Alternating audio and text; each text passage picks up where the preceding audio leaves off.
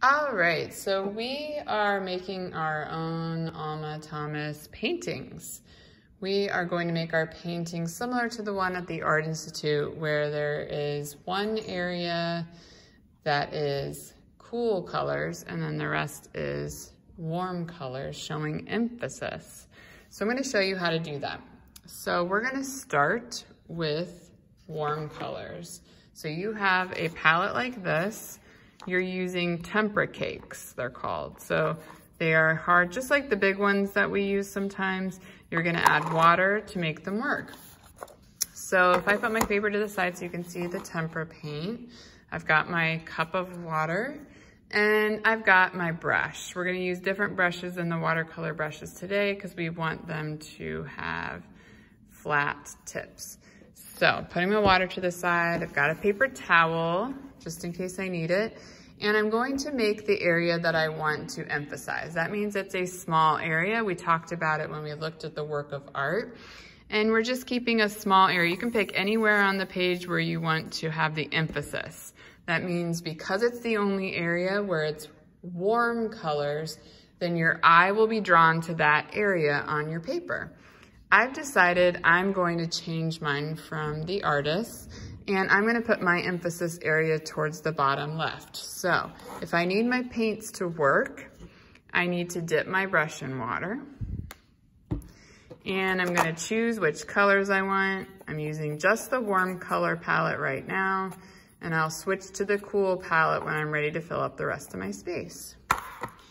I'm putting my emphasis marks here, and remember she does like mosaic marks. So they're a little bit separated. I want to change colors and get a different warm color. So I'm washing my brush, getting it wet again.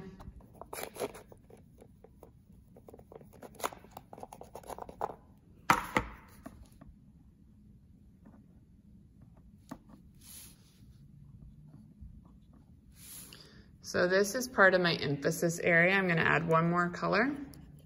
Washing my brush. And I really like this wild neon orange. The emphasis area is pretty small because the rest of the area is in cool colors. And so it's different. It'll make the warm colors pop. Getting more of that orange.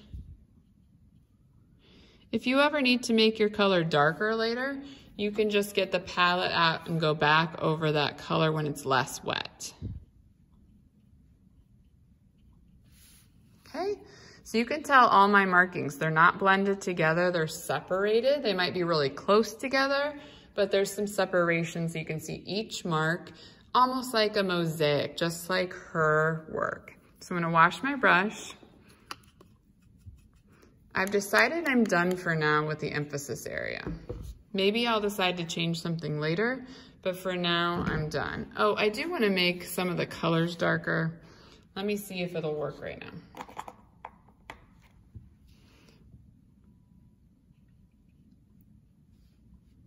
Okay, so now I'm done with my emphasis.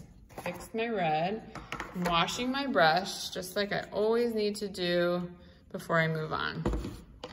I can use the paper towel, make sure I don't have any color left. And now I've got my cool color palette. Okay, these are all cool colors on the color wheel. I'm gonna get my brush wet. And the rest of the paper is going to have these mosaic marks, these separated brush marks in my cool colors. I can decide how I want to do that.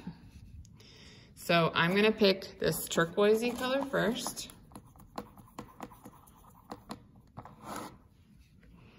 And I'm gonna start marking around the emphasis area. Like that.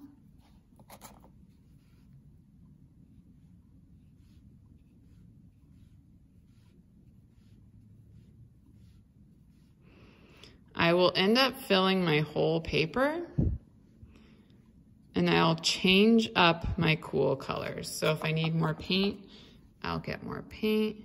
Remember, these are separated marks, they're not blended.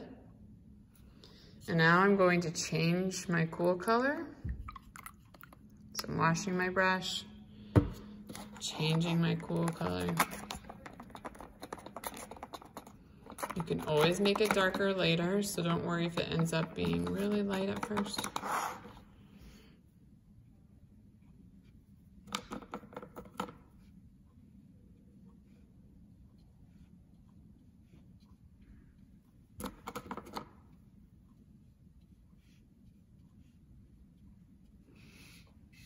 Okay, I'm gonna change my color again.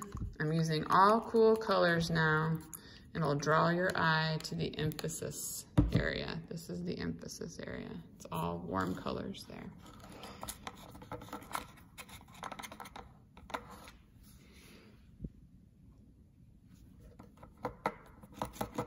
Sometimes you have to go back in for more paint to make it work. These markings are separated.